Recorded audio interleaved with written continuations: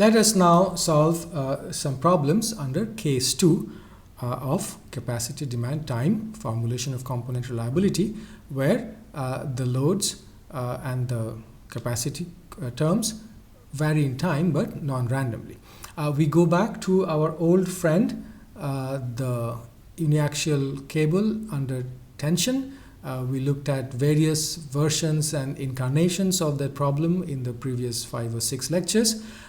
We go back to the problem group B, which had 2 random variables, but in this example F1, we introduce an aspect of corrosion loss. So there is aging, the strength is decreasing with time. The load, however, is sustained. So let's take a minute to read the problem and then we'll start solving it.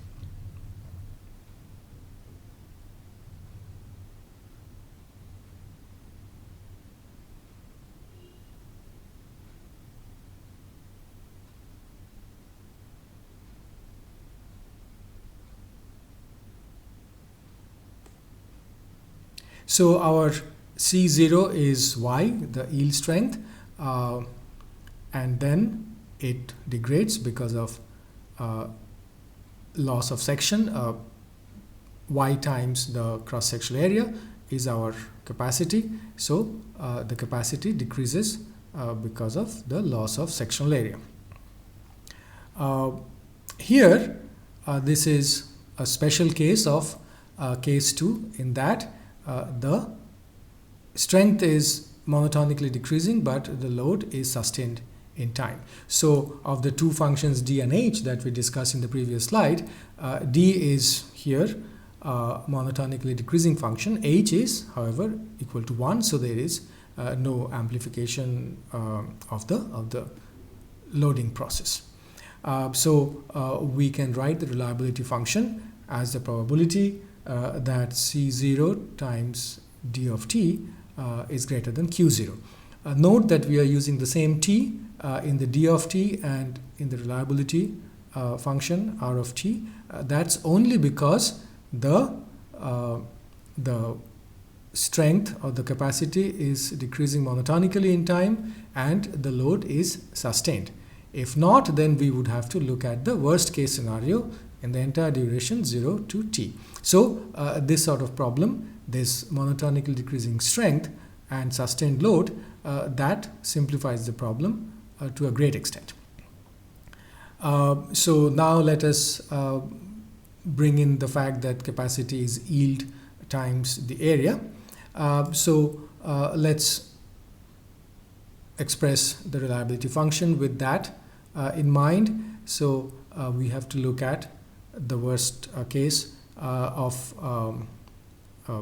d of tau, and that's why you see the Q0 is multiplied by the maximum of the reciprocal of the area. So we have R0, the initial radius, from which we subtract the corrosion loss, which is a function of time. However, it's a non-random function of time. B1 and B2 are constants. They are non-negative, and that gives us a monotonically increasing aging function.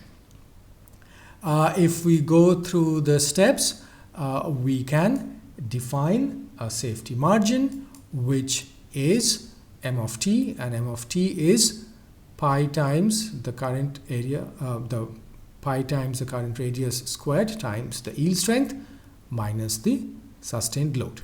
Now, one note of caution, which I can never overemphasize, that it is because of this monotonically decreasing nature of d, we are able to evaluate the reliability by considering the margin only at the right end point.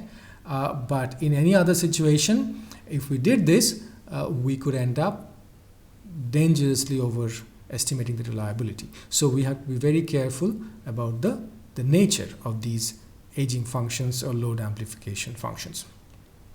Now, because y and q0 are normal random variables and independent, so obviously we bring in the property of linear combinations of normal random variables, and thus M is normally distributed. Its mean and variance at time t would be given in terms of those of y and q0.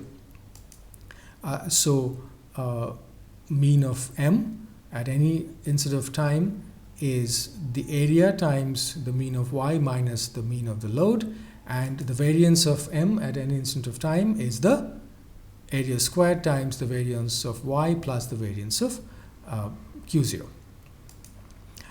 So then the reliability function can be expressed just as the normal CDF.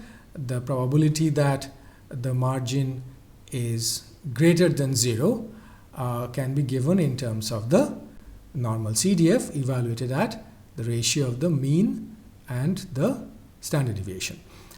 Again, we are evaluating the mean, the standard deviation at the same instant t as we are estimating the reliability function at. So, and the reason I have already mentioned, which is there in the blue box on the left. So this way it becomes a simple evaluation of the normal CDF. You could do it on the back of an envelope. You could write a small computer code, but this would let you plot R as a function of time. And if now this leads to a decision-making process as to your reliability has to be greater than some value like 0.9 or 0.95, then you would be able to find out at what instant of time this would occur, and you could take measures whether to repair, whether to replace, and so on. We also need to find the hazard function. So let's use the basic definition of hazard in terms of the reliability function, since we already have derived the reliability function. The hazard function is given by the ratio of the PDF of the time to failure over the reliability function. So and the PDF of the time to failure is negative of the derivative of the reliability function.